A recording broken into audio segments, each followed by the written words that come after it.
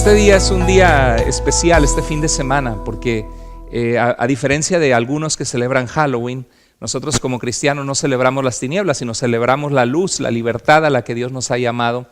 Y el 31 de octubre es una fecha importante, porque es una fecha que la iglesia cristiana cambió alrededor en el siglo IX, cambió para comenzar a celebrar o recordar la gente que había fallecido, sobre todo los mártires de la iglesia, aquellos que fueron martirizados o que fueron asesinados por su fe en Jesús, por no renunciar a su fe en Cristo.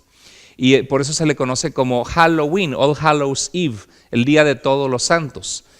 Viene el nombre Halloween, no viene de las tinieblas, sino el nombre Halloween viene de una raíz que significa el Día de los Santos. Y según la palabra de Dios, los santos somos todos aquellos que estamos en Cristo. La palabra santo significa que Dios nos ha apartado para pertenecer a Dios, para ser de Dios, para no pertenecer al mundo ni al pecado. Y era un tiempo de recordar a los que habían fallecido en Cristo. Y había un sacerdote católico en Alemania que se llamaba Martín Lutero, que cuando vio que se estaba vendiendo la salvación de Dios por dinero en aquel entonces, en aquellos siglos, él fue a la puerta de la iglesia de la cual era párroco. Él era un monje agustino, era doctor en teología, y puso 95 declaraciones en las que él no estaba de acuerdo con que se vendiera el perdón de pecados y se explotara la vida de la gente. Y ese evento prendió un fuego en Europa que se conoce como la Reforma, un deseo de poder reformar la Iglesia de Cristo. Y vamos a ver algunas cosas importantes. Y hoy vamos a recordar 500 años de la Reforma. Hoy va a ser un día diferente porque no va a ser una predicación típica verso a verso en la Escritura, sino que vamos a reflexionar en la historia de la Iglesia. ¿Están listos para aprender? Para prestar atención, así que vamos a aprender, van a ser muchas cosas, resumimos 2000 años de historia de la iglesia y vamos a ver algunas cosas importantes. Primero que nada, la palabra de Dios nos dice en 2 de Pedro 1, 19 al 21, que tenemos la palabra profética más segura. Se está refiriendo a las escrituras, las sagradas escrituras, la palabra de Dios que guía nuestra vida, y dice que hacemos bien en estar atentos a la palabra de Dios como una lámpara que nos alumbra en un lugar oscuro. Hay muchas incertidumbres en la vida. Los científicos siguen descubriendo cosas en todos los campos de la ciencia, la medicina. Hay muchas incertidumbres sobre el pasado, hay muchas incertidumbres sobre cómo vivir la vida, pero lo maravilloso es que la Biblia, a pesar de ser la palabra de Dios dada a una audiencia específica en el pasado, sigue siendo relevante a nuestras vidas y sigue siendo una lámpara que alumbra nuestro camino, que nos ayuda a no meternos en problemas innecesarios causados por nuestro egoísmo, por nuestro pecado. Nos arroja luz en cuanto a la verdad de quién es Dios, qué debemos creer, qué no debemos creer, cómo debemos vivir y qué es lo que debemos evitar en nuestra vida para vivir vidas de bendición, vidas agradables a Dios. Entonces la Biblia es una antorcha que nos alumbra en lugar oscuro. ¿Hasta cuándo? Hasta que llegue la luz del día y llegue la mañana que esclarezca nuestros corazones, hasta que Cristo vuelva, hasta que estemos con el Señor. Dice Deuteronomio 29, que las cosas secretas pertenecen a Dios, pero las que Él nos ha revelado son para nuestra enseñanza, para que recibamos consolación por las Escrituras. Entonces nosotros tenemos que perseverar como cristianos, como iglesia de Dios, escudriñando las Escrituras, viendo qué dice Dios de sí mismo, de nosotros, de qué se trata la vida. Y el asunto es de que cuanto más nos alejamos de la Escritura, más nos metemos en problemas. En Hebreos 12:2, el autor de Hebreos nos dice que cada uno de nosotros corremos una carrera, la carrera de la fe, y que para ganar esa carrera necesitamos despojarnos del pecado y poner la mirada en la meta. Y la meta, la mirada hacia quién ponemos nuestra vista es Jesús. Dice de Hebreos 12:2, puestos los ojos en Jesús, el autor y consumador de la fe. No dice puestos los ojos en una religión, puestos los ojos en una iglesia, puestos los ojos en el pastor, puestos los ojos en un apóstol o en un profeta del Antiguo Testamento, sino puestos los ojos ¿en quién? En Jesús. Y mucha gente vivimos en un tiempo de confusión. Mucha gente se desanima y dice, es que no sé a quién creer, porque vienen el sábado y me tocan la puerta los testigos de Jehová, luego llegan los mormones, luego crecí en una familia católica, pero sentí a veces que la iglesia católica no me llenaba, y he visitado otras iglesias, algunas me han asustado, otras he visto que no están viviendo bien su vida, y no sabemos ni para dónde ir. Pero lo cierto es que los ojos deben estar puestos en Jesús. Y sí hay iglesias sanas, sí hay iglesias apegadas a la Escritura, pero el camino, la verdad y la vida no es una iglesia, sino es Jesús. Es una relación con Él lo que nos da salvación. Y eso es lo que la iglesia se fue alejando en algunas personas en la iglesia. Y cuando nos alejamos de la palabra de Dios, terminamos en el error y con convicciones que afectan nuestra vida. Eso pasó con la iglesia cristiana. Quiero darles un panorama de qué pasó. ¿Alguna vez te has preguntado? Desde que Cristo resucitó de los muertos, en Hechos capítulo 1, verso 8, dijo, me serán testigos de lo que yo hice, de quién soy, de mi salvación, en Jerusalén, en Judea, Samaria, ¿y hasta dónde? Hasta lo último de la tierra. Y Cristo nos envió, como el Padre me envió, yo también los envío, le dijo a los apóstoles, y dijo, vayan y hagan, ¿qué? Discípulos de todas las naciones, americanos, vietnamitas, hindús, de donde sean. Dice que hagamos discípulos, enseñándoles, bautizándolos y enseñándoles a guardar lo que Jesús nos enseñó. Y esa es la misión de nuestra iglesia, proclamar la salvación que hay en Jesucristo, una salvación que cambia tu vida, que cambia nuestras vidas y que tiene el poder de transformar a las personas que conocemos y a las personas que amamos. No te canses, dice la Biblia, no nos cansemos de hacer el bien, porque a su tiempo cosecharemos lo que hemos sembrado si no desmayamos. Hay que seguir compartiendo de Jesús, invitando a las personas a venir a Cristo. Y esa es la misión que tenemos como iglesia. En Hechos capítulo 6, verso 7, el libro de Hechos narra la expansión de la iglesia, desde la resurrección de Cristo hasta que el evangelio llegó a Roma, la ciudad más importante de aquel tiempo, porque quien dominaba el mundo era el imperio romano. ¿Alguna vez te has preguntado, decía yo, qué pasó desde que Jesús resucitó hasta nuestros tiempos? ¿Por qué hay tantos grupos? ¿Qué pasó en la vida de los cristianos, de la historia de la iglesia? Es algo muy enriquecedor, muy bello poder estudiar la historia de la iglesia. Hay un libro que se llama Justo González, él es un cubano que tiene su doctorado en historia de la iglesia y tiene 2 tomos de Editorial CLIE sobre la historia del cristianismo. 2 tomos, son más de 1000 páginas, pero es bellísimo porque puedes ver cómo Dios trabajó en su iglesia a través de 2000 años. Y hoy vamos a ver brevemente esto. En el año 30 Jesús nos envió a ser discípulos. El evangelio se expandió, la gente vino a Cristo, encontró esperanza en Jesús así como nosotros lo encontramos. Pero sucedió que llegaron gobernadores romanos, emperadores, que pedían totalmente sumisión a ellos como señores del imperio. Y cuando decían los cristianos que Jesús es nuestro Señor, ellos lo veían como una competencia a su autoridad. Y empezaron a perseguir a los cristianos y verlos como ¿cómo es posible que no participen de las fiestas del imperio, de los dioses que para nosotros son tan importantes? ¿Cómo es posible que traicionen la religión de sus padres? En vez de creer en los dioses de Roma, se están volviendo a una persona que crucificaron en una cruz diciendo que les da vida eterna, cantándole himnos, adorándole como un Dios. Hay que acabar con esta secta, pensaban ellos. Y empezó a haber persecuciones desde Nerón, un emperador romano que se creía Dios y demandaba adoración. Calígula también tenía esa mentalidad. Y empezaron a perseguir a los cristianos. Ahí murieron el apóstol Pedro, el apóstol Pablo. Y hubo 10 persecuciones desde el año 64 de Nerón hasta Diocleciano en el año 303, 304. Se le quitaban las propiedades a los cristianos. ¿Cuántos de nosotros nos hubiéramos mantenido firmes si hubiéramos dicho, yo no cambio a Jesús por nada, aunque me cueste la vida, porque sé que hay una vida después de esta vida? ¿O cuántos de nosotros hubiéramos dicho, no, yo no me hago cristiano, no, yo renuncio a Cristo, déjenme en paz a mí y a mi familia? Qué duro, ¿no?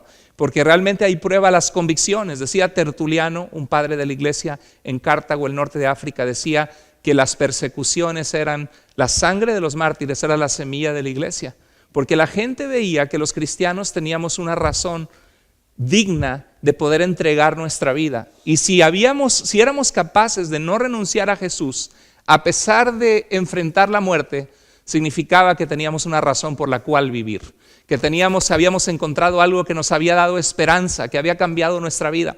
Entonces en el año 313 hubo un emperador, Constantino, que tuvo un sueño donde escuchó una voz que le dijo que vencería a través del nombre de Jesús. Qué interesante historia, ¿no? Que este emperador, este conquistador poderoso, tuvo un sueño y le dijo, en este símbolo vencerás. Y mandó a poner en la armadura de sus soldados, en los escudos, el nombre de las letras de Cristo. Y conquistó.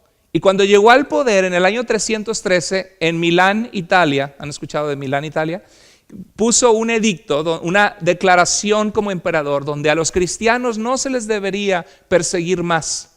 Entonces los cristianos salieron de las sombras y dijeron, wow, ahora ya no somos perseguidos. Qué bendición, gracias Señor, porque trajiste justicia a nosotros.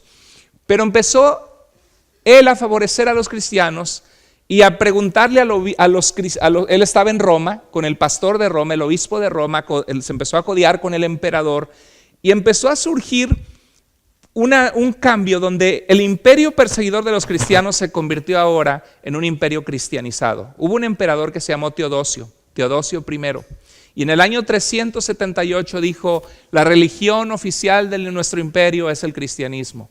Así que ya no vamos a adorar más a los dioses griegos y romanos, sino solo a Cristo. Qué cambio, ¿no? Qué tremendo. De ser un grupo chiquitito de 120 personas en el aposento alto en Hechos, donde estaban tristes por la muerte de Jesús y luego llenos de esperanza al verlo vivo otra vez. El único que ha conquistado la muerte en esta vida es Jesucristo de Nazaret, el único. Y que dijo, yo soy la resurrección y la vida, el que en mí cree, ¿qué dice? Aunque esté muerto, vivirá. Y entonces de ese grupito de 120 llegar a ser millones en el año 300 por el poder del evangelio, el poder de las buenas noticias de Cristo que nos alcanzan y nos salvan y cambian nuestra vida totalmente. Entonces Constantino cambió su capital de Roma a Constantinopla, Istambul, Turquía, se llamaba Bizancio en aquel entonces, y dejó un hueco político en Roma donde por 700 años los emperadores habían 1000 años, porque Roma se fundó 750 años antes de Cristo, y eso es en el año 330. Por 1000 años se había regido el imperio romano desde Roma. Y ahora el que empieza a ocupar el poder es el obispo de Roma, porque es un imperio cristianizado. Y así son los principios de lo que hoy conocemos como el papado, el papa. Entonces, ven ustedes en su pantalla, los que nos están viendo en Facebook no pueden verlo, pero en la pantalla vemos 5 patriarcados del Imperio Romano, que eran las 5 ciudades más importantes. La única ciudad importante en el oeste que se hablaba latín en el occidente era Roma. Ustedes lo ven en la pantalla, ¿verdad? Y en el este del imperio, en el lado oriente, podríamos ver nosotros a Constantinopla, Antioquía, Alejandría y Jerusalén. Eran las 5 ciudades más importantes. Y cuando el cristianismo, cuando Jesús murió, ¿en dónde murió Jesús y resucitó? ¿En Roma? En Jerusalén. Entonces la iglesia de Cristo, más que católica romana, debería ser católica jerusalenita, ¿no? De Jerusalén, porque ahí surgió la cuna del cristianismo. De Jerusalén se expandió el evangelio a ciudades como Alejandría en Egipto, Antioquía en Siria, donde hoy es Turquía, donde mudó su capital Constantinopla, y en Roma. Esas 5 ciudades, los líderes religiosos, la gente le empezó a decir el Padre espiritual. ¿Te acuerdas que Jesús en Mateo 23 dice, no llamen Padre nuestro a nadie en la tierra, porque uno es nuestro Padre? Se refiere al sentido espiritual, no se refiere a que no le digas papá a tu papá, sino, y también Pablo mismo decía que Timoteo era su hijo en la fe, de forma de, ¿por qué? Porque estuvo en su caminar con Cristo, fue como un padre para con un hijo, en una forma de cariño y amor. Pero entre la cristiandad muchos empezaron a llamar al obispo de esa ciudad el papa, el papá, el padre. Entonces no había un papa en Roma, había muchos papas, 5 papas, porque eran los obispos principales de las ciudades principales del Imperio Romano. Pero algo sucedió, surgió el Islam.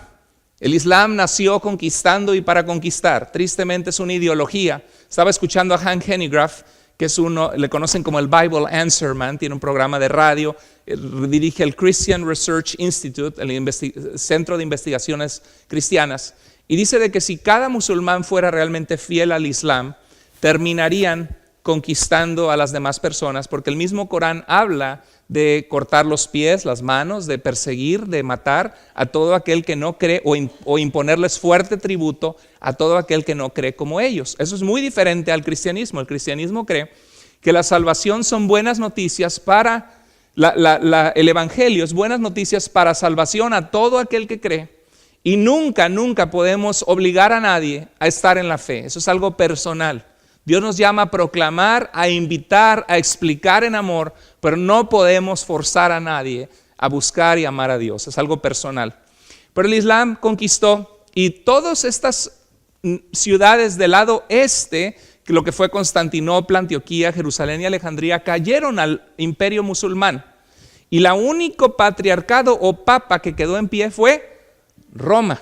Y así es como va surgiendo el papado. ¿Por qué estamos hablando de eso? Porque hoy celebramos 500 años de la Reforma. Y una de las cosas que Martín Lutero, como un sacerdote católico, monje católico, quería reformar, era una iglesia que se había mezclado la palabra de Dios con tradiciones de los hombres que alejaban a los hombres de una relación con Dios, que es a través de la fe y que es una salvación por gracia inmerecida. Entonces, hay una alarma por ahí, ¿verdad? Sí, no, ok. Entonces vemos nosotros que surge en este periodo, surge el papado. El primer papa originalmente fue Bonifacio III en el año 608 después de Cristo. Es el primer obispo que dice, es una evolución, porque la gente dijo, pero es que Pedro y Pablo murieron en Roma. Entonces es importante porque allá los llevaron para morir con el emperador romano Nerón, sí, pero Pedro no fue obispo de Roma, ni mucho menos. Él era llamado a los judíos, así como Pablo a los gentiles. Y Roma nunca estaba como la ciudad más importante en el plan de Dios, sino era Jerusalén, donde Jesús murió. Entonces surge el papado. Y en el tiempo de Martín Lutero, el obispo de Roma se había convertido en una posición por la cual pelear. O sea, antes que el cristianismo conquistara el imperio romano y que eran perseguidos por el imperio romano, las familias romanas peleaban por esa posición de llegar a estar en la línea para ser emperadores. Se le llamaban los patricios, los padres de la ciudad, los patricios, la gente que tenía un estatus de gobernantes, que peleaban por la posición de emperador. ¿Qué pasa cuando el emperador Constantino mueve su capital a Constantinopla? Queda un vacío político en Roma. Y dicen, ¿ahora quién nos va a regir desde acá? Y como ya Teodosio puso al cristianismo la religión oficial, obispos bien intencionados, siervos de Dios, empezaron a tener mucho poder. Y uno tiene que tener cuidado porque el poder corrompe. El poder corrompe y el poder absoluto nos corrompe. Es algo interesante porque Cristo nunca en la Escritura dejó a un papa. Nunca, jamás. Tú puedes leer el Nuevo Testamento y los primeros cristianos y nunca vas a ver que Jesús dejó a un solo hombre sobre el cual se edifica su iglesia. Jesús le dijo a todos los apóstoles, yo les daré las llaves del reino, no solo a Pedro, en Mateo capítulo 16. Pedro le dijo, tú eres el Cristo, el Hijo del Dios viviente. Le dijo, bienaventurado eres, y tú eres Pedro, y sobre esta piedra edificaré mi iglesia. Entonces la Iglesia Católica Romana ha justificado y ha dicho, ahí lo dejó como papa, porque dijo que él era la roca sobre la cual se edificaba la iglesia. ¿Han escuchado eso? No, la roca sobre la cual se edifica la iglesia es Jesucristo. Pero Pedro era una piedra, le dijo tú eres Petros, no le dijo tú eres Petra. Petra es roca, es una piedra grande. Pedro es una piedra pequeña. Y en 1 de Pedro 2, 4, 7, Pedro confirma eso. Dice que nosotros somos como piedras vivas edificadas sobre el fundamento de la piedra fundamental de la fe, que es Cristo Jesús. Pedro mismo dice que la roca sobre la cual se edifica su iglesia no es él, sino es Cristo. Y nosotros somos piedras vivas. Dios quiere que seas vivo para Dios, que seas parte de su iglesia invisible, que no es un edificio físico, no es una religión, sino somos los lavados por la sangre de Jesús por nuestros pecados, que nos rescató de una vana manera de vivir para servirle y ser sus hijos y su pueblo. Amén. Somos la iglesia de Cristo. Y Pablo dice en 1 Corintios 13 que ningún otro puede poner otro fundamento que el que está puesto, el cual es Cristo Jesús. Y es interesante que en Hechos, cuando hay una controversia en Hechos 15 de las naciones que están viniendo a Cristo, si tienen que guardar o no la ley de Moisés, vemos a los apóstoles juntos decidiendo, y el que está al frente dando direcciones, Santiago, hijo de José y María, medio hermano de Jesús. Nunca vemos nosotros a Pedro en esa posición, ni que los apóstoles dijeron, a ver Pedro, ¿y tú qué dices? Pues Jesús te dejó como el mero jefe. Nunca vemos eso en la Escritura.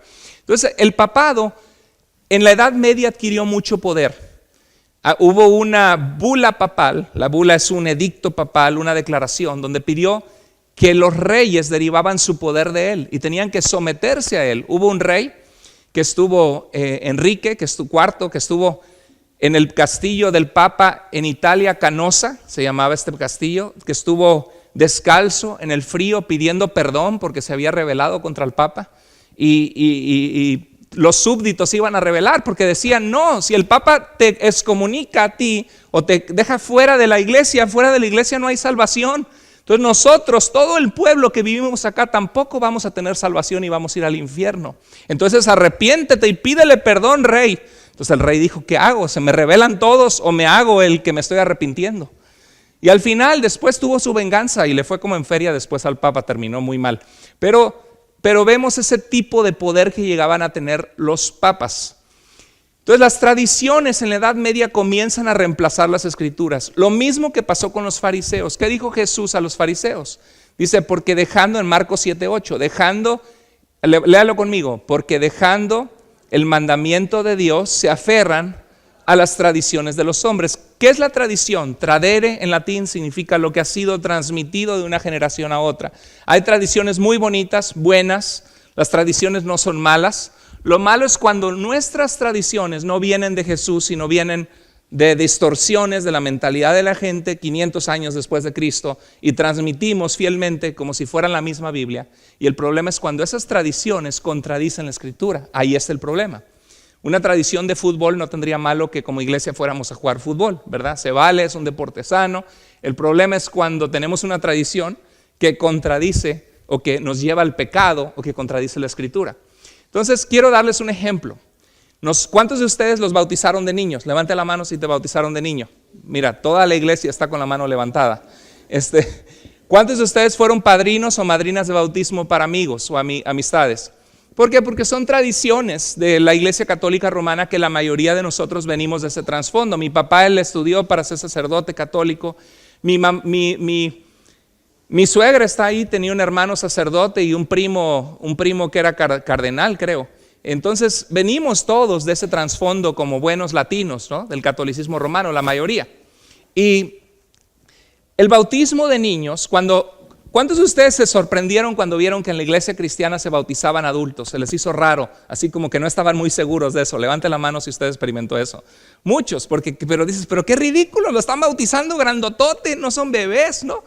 Porque llega un punto que la tradición empiezan a ser nuestros lentes bajo los cuales vemos la realidad en vez de ser las escrituras. Pero en la Biblia no vemos un solo bautismo de un bebé, vemos bautismos de adultos que confiesan sus pecados. Los niños no tienen pecado, de ellos es el reino de los cielos. Y el bautismo no te quita los pecados. Entras un pecador remojado, nada más sales, ¿no?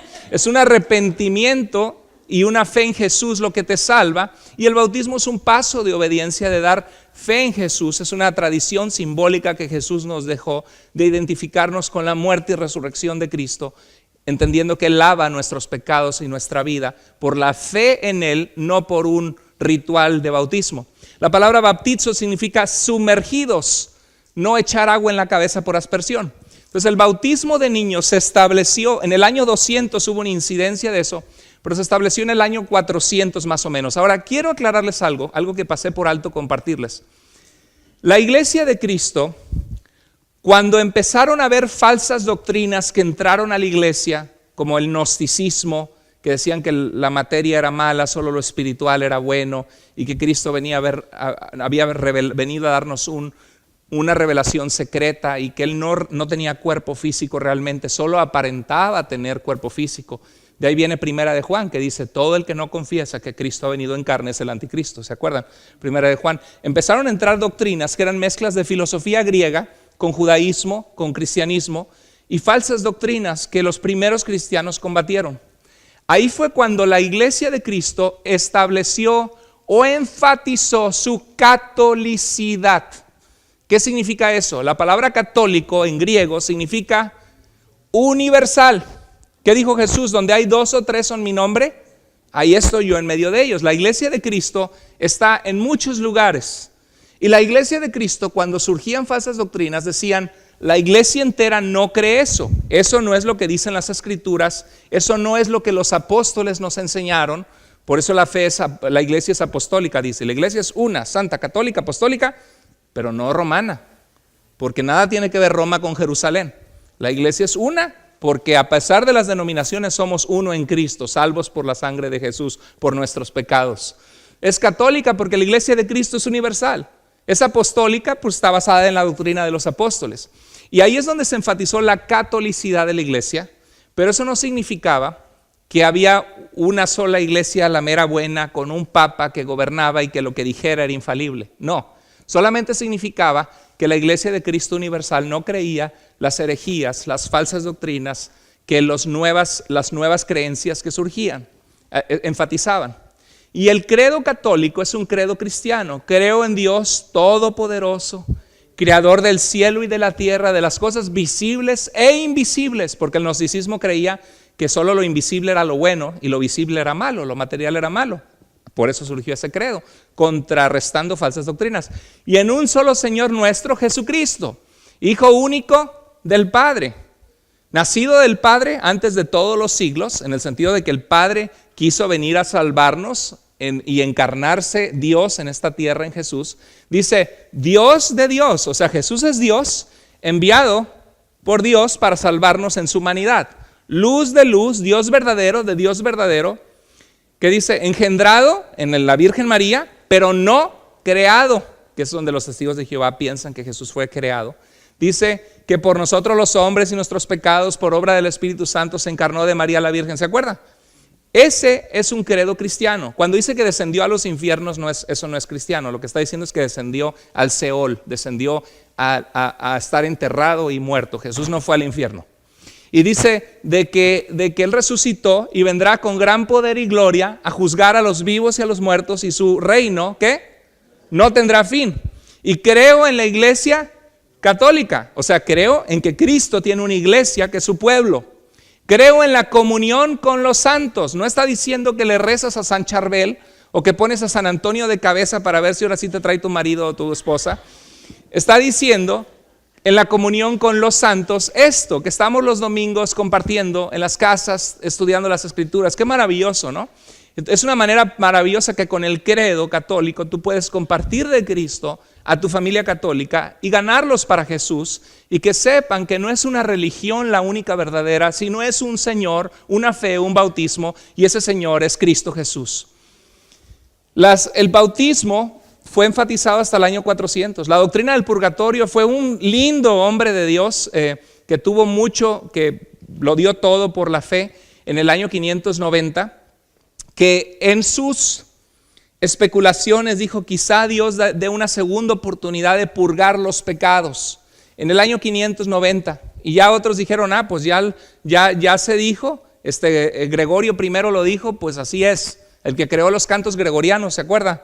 Dominus, y se oyen los monjes cantando los cantos gregorianos, empezaba el monasticismo, se expandía más. Las oraciones por los muertos igual. La Biblia nos dice que mientras hay vida, hay esperanza. Si se te va la vida, ya te amolaste. Necesitas en vida reconocer a Jesús como tu Salvador, venir a Él, vivir para Él, ser realmente salvo en Cristo por su muerte, por su gracia, por la fe. Entonces vemos el celibato de sacerdotes en el año 1074 después de Cristo. Fue un sacerdote, Hildebrando, que dijo, él venía del monasticismo y dijo, los pastores de las iglesias, por cierto, la Biblia nunca le llama a los líderes de la iglesia bajo el nuevo pacto en Cristo, nunca les llama sacerdotes. ¿Tú puedes recordar alguna vez que el Nuevo Testamento dice que los que sirven a Dios son sacerdotes? ¿Alguna vez viste que Pablo le dijo a Timoteo, te dejé en Éfeso para que nombraras ancianos de la iglesia? Nunca le dice para que nombraras sacerdotes. Los sacerdotes tenían que ver con el antiguo pacto, con la muerte de animales para poder ponernos a cuentas con Dios.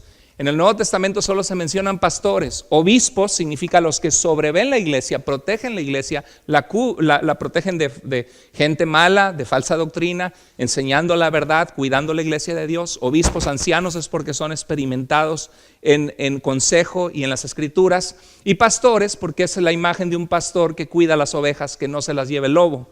y que las lleva a agua y a comer pasto verde. Esa es mi función como pastor, darles a ustedes de comer de la palabra, pero no nada más que coman todo lo que yo les doy, sino que ustedes vayan a la Escritura y vean que lo que yo les estoy enseñando es verdad y que ustedes se alimenten de la Escritura. Entonces vemos que los sacerdotes, no se llamaban sacerdotes en la Biblia, pero fue una tradición que comenzó en la Edad Media. Entonces él dijo: todos los sacerdotes dejen a su esposa, a sus hijos, abandónenlos y solamente sirvan a la Santa Iglesia únicamente. Y claro, todas las propiedades la heredaban a la iglesia, y ya si el sacerdote ganaba dinero de la iglesia para sostenerse, ya no dejaba sus propiedades a sus hijos, sino a la iglesia. Y la iglesia se enriqueció mucho, se hicieron estados feudales donde era dueño de muchísimo territorio en Europa. La bula Unam Sanctam en 1302, este papa dijo: fuera de la iglesia católica romana no hay salvación ni perdón de los pecados. Imagínense, someterse al papa es necesario para la salvación y los reyes tienen que someterse. Había una etapa de gran corrupción en la iglesia. Hasta el concilio de Letrán, de San Juan Letrán, una iglesia en el Vaticano, en 1215, se estableció la Inquisición, que tú debías confesar tus pecados ante un sacerdote, y la doctrina de la transubstanciación. ¿Qué es eso?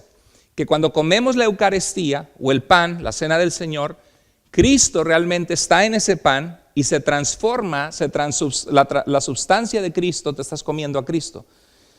Nosotros no creemos que eso es lo que la Biblia enseña. Jesús dijo: esto es mi cuerpo, pero su cuerpo estaba sosteniendo el pan, y era una forma simbólica de decir que así como ese pan era quebrado, así su vida iba a ser quebrada como sacrificio por nuestros pecados.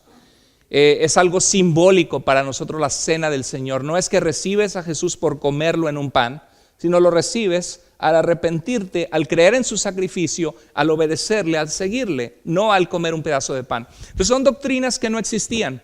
La veneración de imágenes y de María fue algo que es también como una bola de nieve, que la tiras y cada vez se hace más grande. María misma dijo que su alma engrandecía al Señor su Salvador.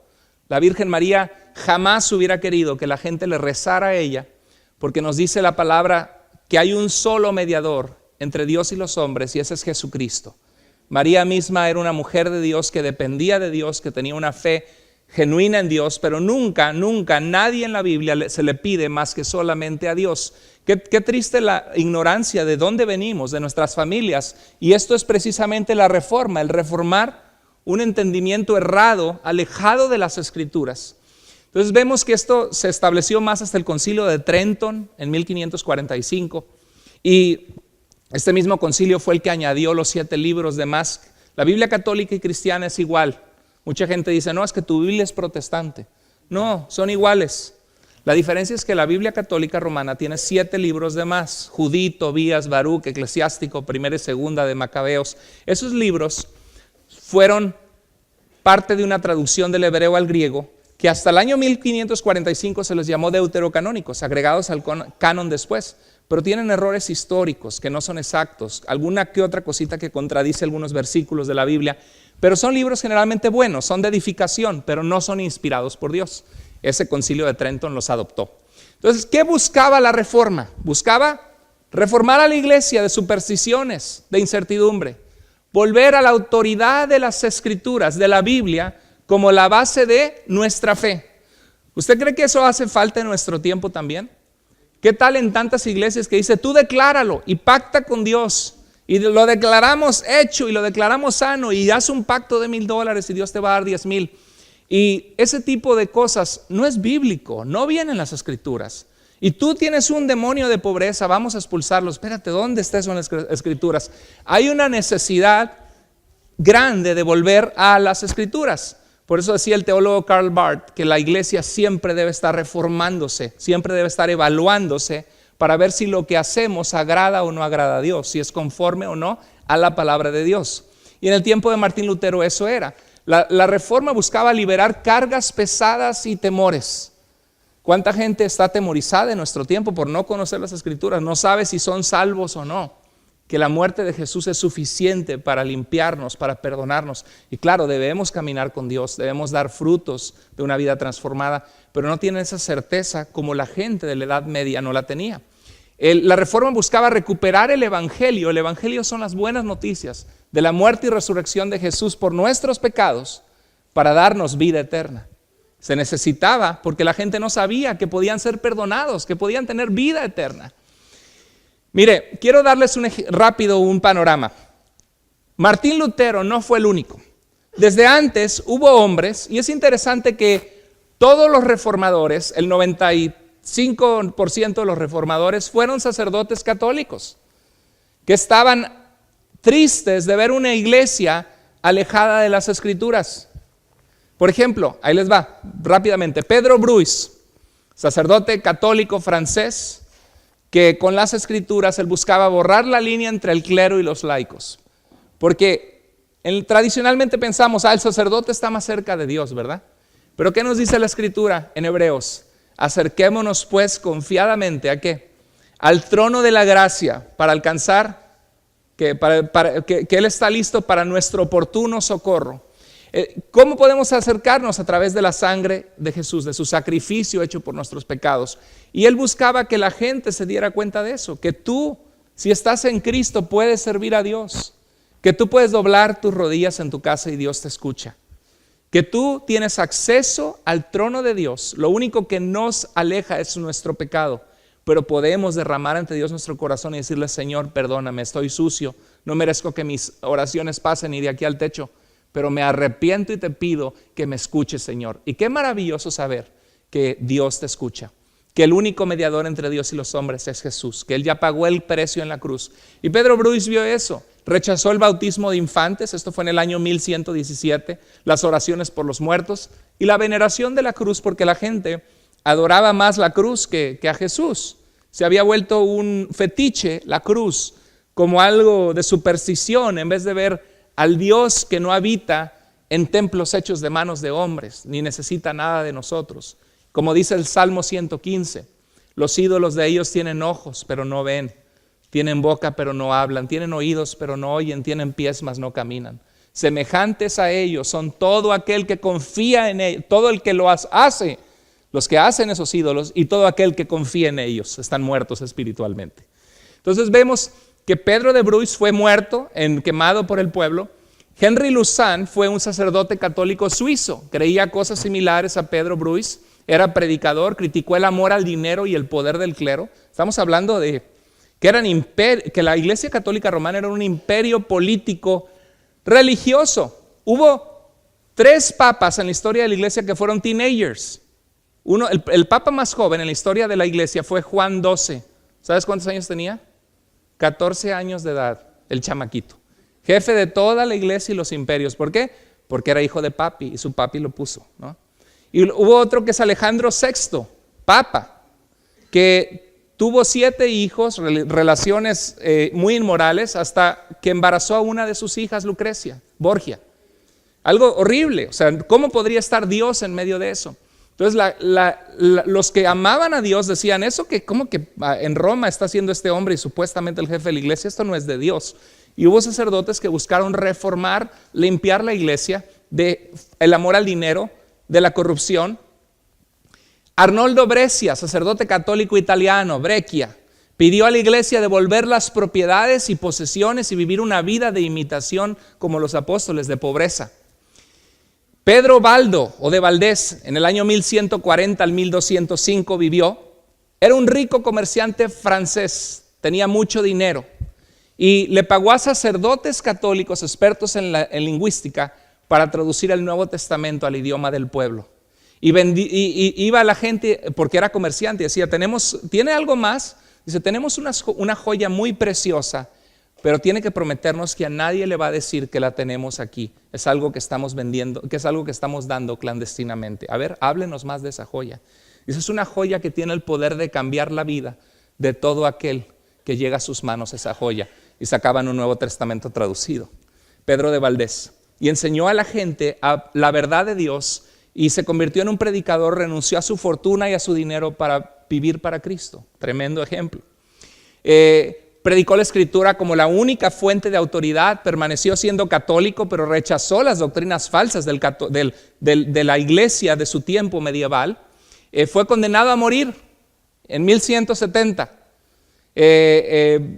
Fueron históricamente la primera iglesia evangélica. ¿Por qué evangélica? Porque creía que debemos proclamar las buenas noticias del evangelio, de la salvación, y que la única autoridad de nuestras vidas es la palabra de Dios.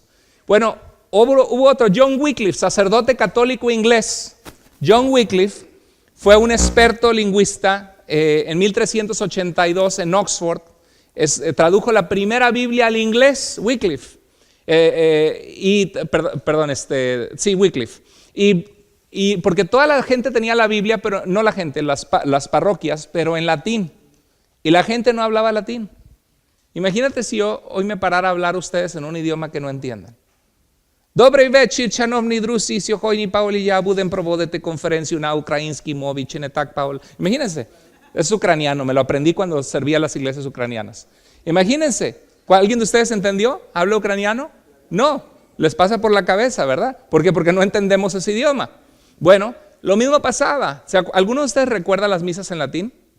Usted, hermano Luis, perdón, que es de los hermanos más grandes de edad en la iglesia, ¿sí? ¿Sí? En México, ¿verdad? Y entraba y se sentaba y todos, pues, amén, ¿verdad? Patres, Filis es el Hijo, Spiritus Sanctus, amén. Y todos, amén. ¿Y cómo estuvo? Pues ahí estuvo, ¿no? Nadie entendía nada, la verdad. Entonces, eso es lo que quería reformar también Lutero. Él estaba en contra, Wycliffe, de las tradiciones contrarias a la Biblia. La Iglesia Católica Romana, con sus hechos, muestra, decía él, que no es la verdadera iglesia. Wycliffe, hay hoy día una organización que se llama Wycliffe Bible Translators, que van a diferentes países, van a México, por ejemplo, Oaxaca, y traducen la Biblia en los lenguajes indígenas. Nosotros como iglesia hemos llegado a mandar dinero para traductores de la Biblia en Oaxaca, a otro idioma, con Wycliffe Bible Translators.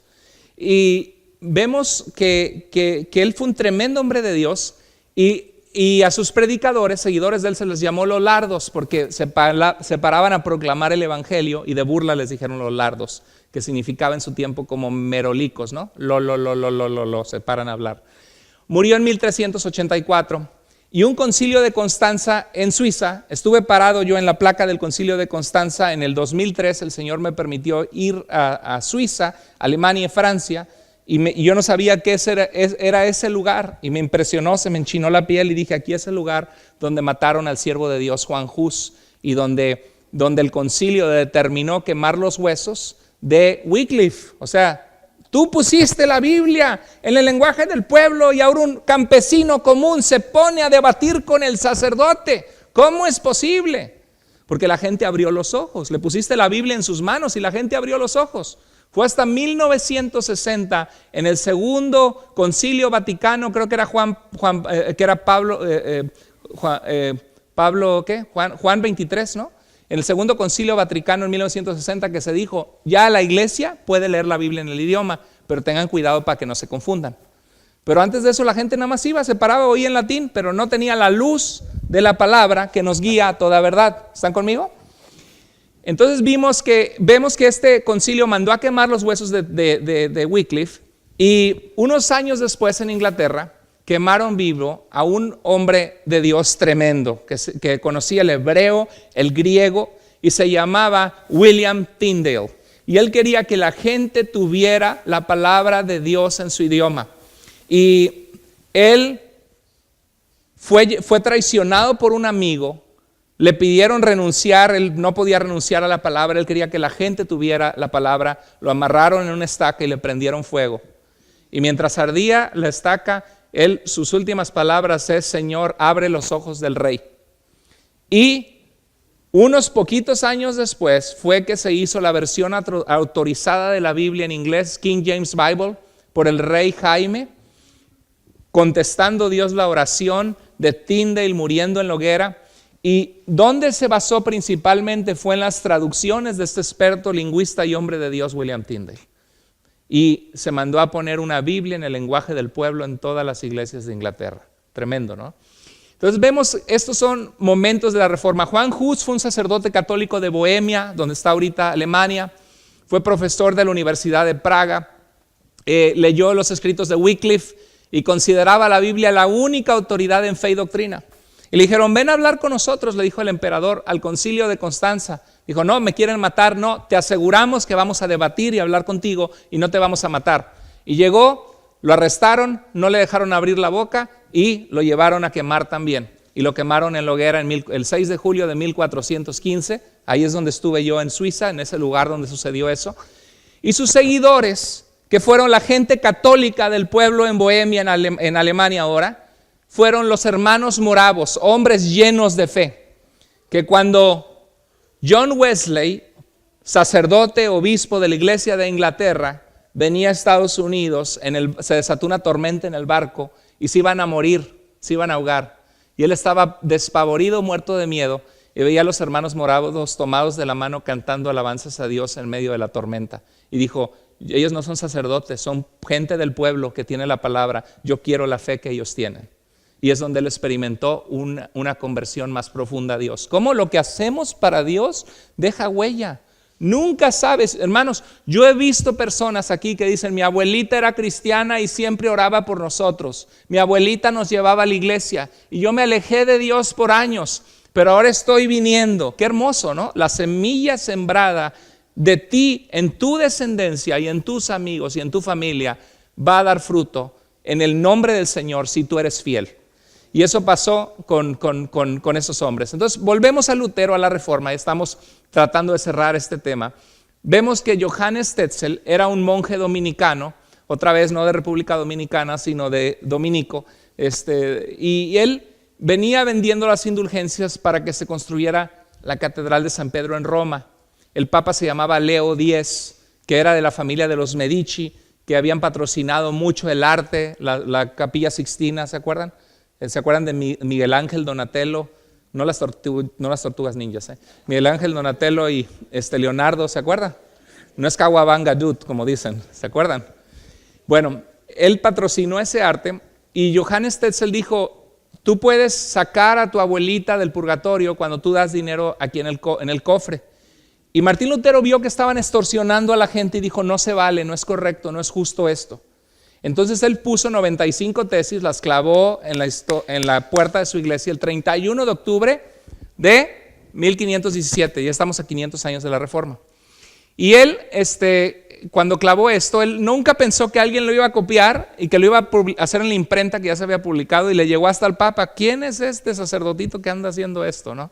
Lo mandaron a llamar y en Worms, Alemania, el emperador romano, sacro emperador romano, era Carlos V, el del chocolate. ¿Se acuerda del chocolate mexicano, Carlos V? ¿Había en Guatemala Carlos V o no? ¿No? Eso en México nada más. Carlos V, bien rico. Los que somos mexicanos crecimos con Carlos V, estilo suizo, sabor a chocolate. Y estaba el emperador a los 21 años de edad presidiendo esto, y entonces le dijeron, ¿sabes qué? ¿Te retractas, Lutero? Dijo, pero ¿cómo me voy a retractar? Si he escrito muchas cosas, era doctor en teología él, ¿cómo me voy a retractar? Y le dijeron, ¿Lutero rechaza sus libros y sus errores? Lutero respondió, que se me convenza mediante las escrituras y claros argumentos lógicos de la razón, porque no puedo creerle ni a papa ni a concilios. Está demostrado que a menudo han errado contradiciéndose a sí mismos. Y le dijeron, y dijo él, quedo sujeto a los pasajes de la Biblia que he citado, estoy sometido y mi conciencia y ligado a la palabra de Dios, por eso no puedo retractarme de nada, puesto que no es prudente ni correcto ir contra mi conciencia, que sé que estoy siendo guiado por la palabra de Dios. No puedo hacer otra cosa, esta es mi postura, que Dios me ayude, amén. Sabía que le iba a costar la cabeza, pero no, se mantuvo firme en la verdad de la Escritura. Y bueno, el emperador declaró, de 21 años de edad, declaró al doctor en teología Martín Lutero prófugo y hereje, prohibiendo sus obras. Como lo iban a matar, un amigo de él, muy poderoso, Federico, el elector de Sajonia, fue y lo secuestró y se lo llevó a un castillo para que creyeran que se había muerto y lo dejaran en paz. En ese entonces, el emperador dijo, erradiquen las enseñanzas de Lutero de Alemania. Dijeron, pero ¿cómo? Si hay muchas cosas buenas. Y hubo una reunión de los príncipes gobernantes alemanes, y en esta reunión en 1529 escribieron una carta de protesta al emperador, y ahí fue cuando se les llamó protestantes. Ahora, nosotros no somos protestantes, ¿verdad? Porque alguno de ustedes estuvo ahí protestando, ¿no, verdad? El luteranismo sí es una religión que viene del protestantismo, pero la reforma tiene hubo varios tipos de reforma en Suiza, en Francia, en diferentes lugares, en Holanda. Y bueno, el príncipe Federico de Sajonia secuestró a Lutero, lo protegió durante 10 meses en un castillo que se llamaba Wartburg.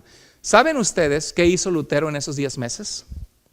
En 10 meses tradujo toda la Biblia al alemán de latín en solo 11 semanas.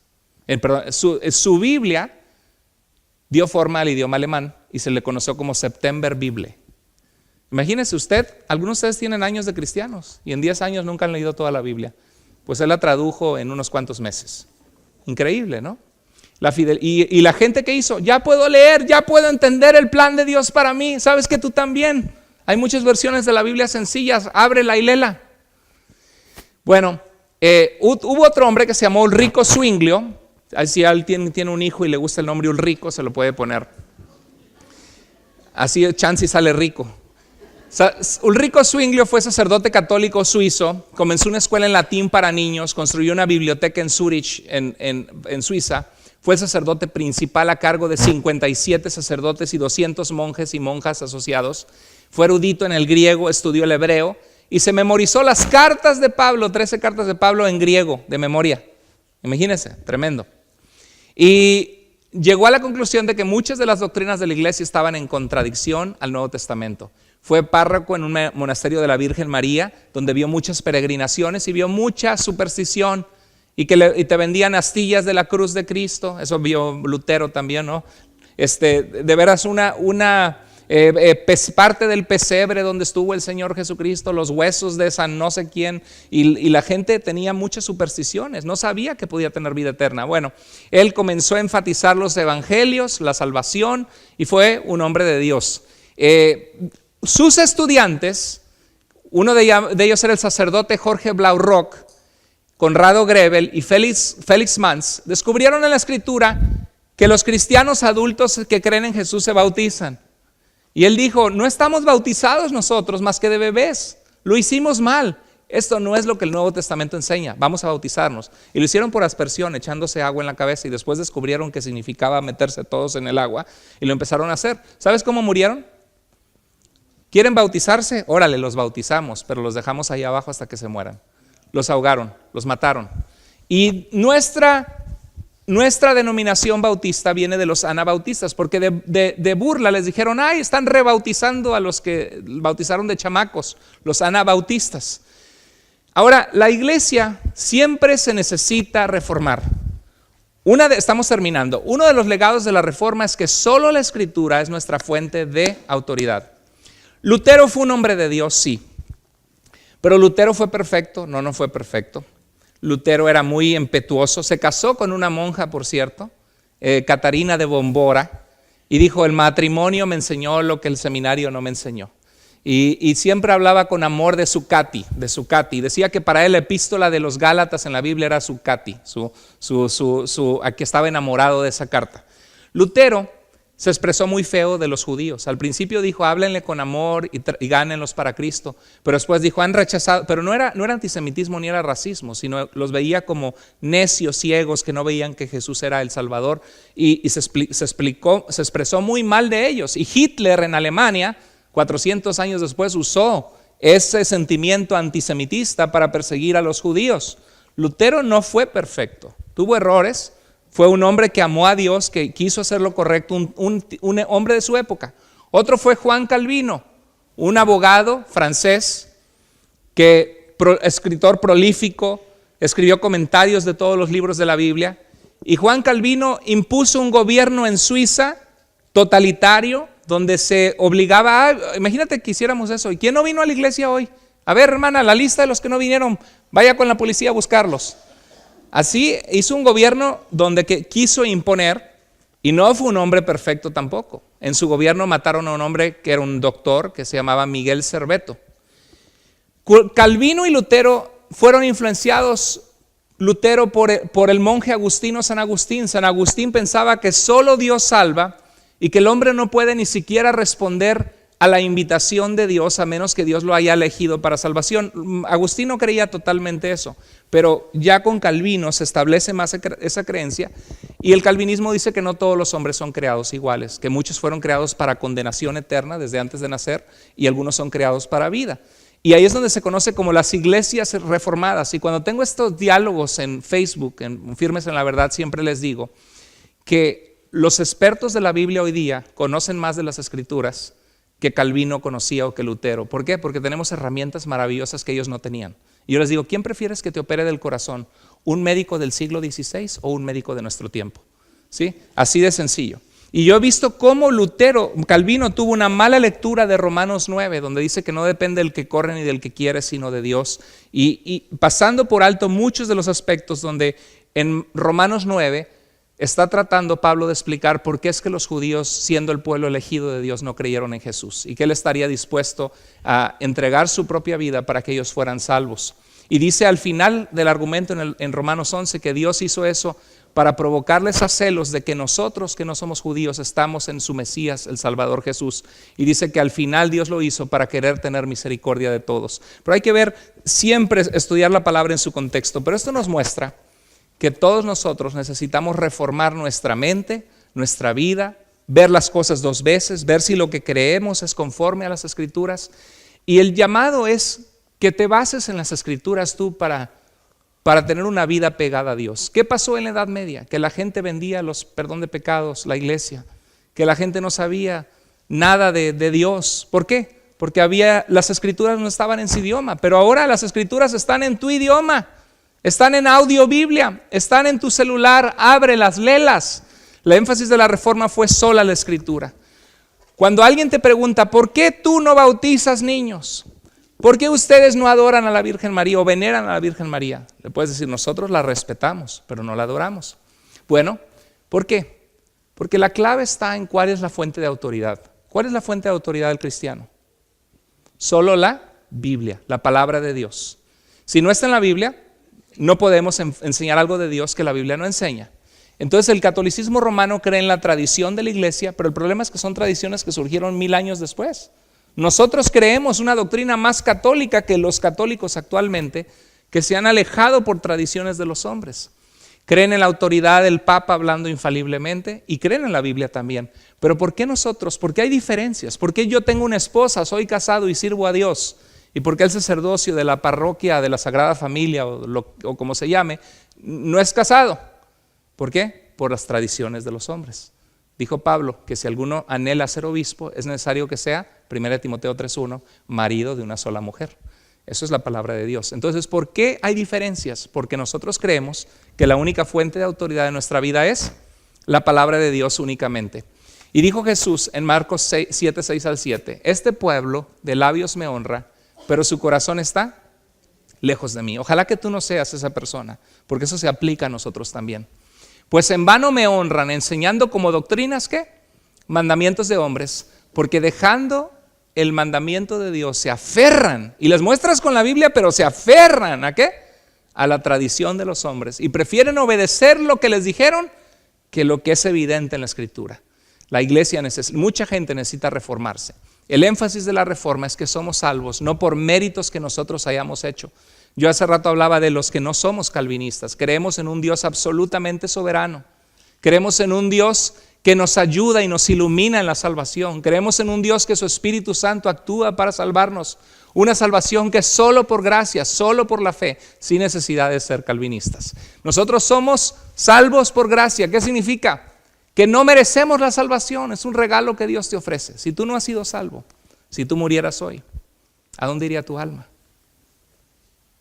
Si tú no sabes que irías con Dios, arrepiéntete y dile, Señor, yo quiero asegurarme, te pido perdón, quiero creer en Jesús como mi Salvador y seguirte de ahora en adelante con fidelidad en mi vida. Es solo por la fe, solamente. Termino con esto, dice Hebreos, ya que estamos rodeados por una enorme multitud de testigos. Ahí está Wycliffe, Tyndale, Martín Lutero, Elías, Eliseo, los hombres de Dios del Antiguo Testamento, Abraham. Estamos rodeados de una enorme multitud de personas que ya han corrido la carrera de la fe. ¿Qué quiere Dios que hagamos? Quitémonos todo peso que nos impida correr? ¿Cuál es el peso que te impide correr para Cristo? ¿Es la depre? ¿Es una mirada pesimista de la vida? ¿Es una desconfianza hacia todo lo que es de Dios? ¿Es el pecado? ¿Algo que te ata, que Dios no quiere que tengas en tu vida? Dice la Biblia que te despojes, que te lo quites para que puedas correr y te quites el pecado que tan fácilmente te hace tropezar. Y corramos ¿cómo? Con perseverancia, leyendo la palabra, orando con Dios, congregándote, no dejando de congregarte, corriendo con perseverancia la carrera que Dios nos ha puesto por delante. Fijando la mirada ¿en quién? Ni siquiera en Martín Lutero, que fue imperfecto, ni en Juan Calvino, que fue imperfecto, ni en el pastor, ni en ninguna iglesia, sino fijando la mirada en Jesús, el iniciador y perfeccionador de nuestra fe.